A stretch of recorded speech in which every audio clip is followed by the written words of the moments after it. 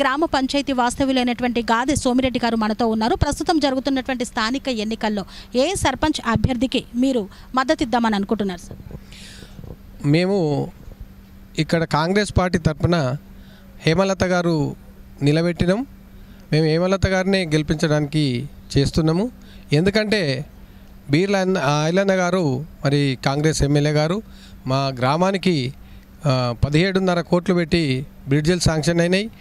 తర్వాత ఇంకొక 5 కోట్లు పెట్టి ఇంకొక బ్రిడ్జ్ శాంక్షన్ అయింది. ఇప్పుడే ఆ బ్రిడ్జ్ కూడా శాంక్షన్ అయింది, ఆల్రెడీ వర్క్ నడుస్తుంది.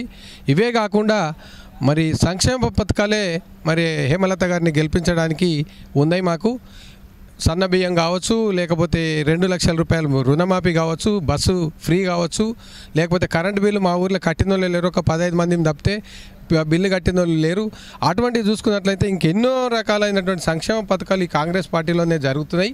కాబట్టి ఒక యువకునిగా మా తరము పోతే ఇంకొక తరం ఉండాలని చెప్పి మేము సంతోష్ గారిని కూడా పార్టీలో జాయిన్ చేసేయడం జరిగింది.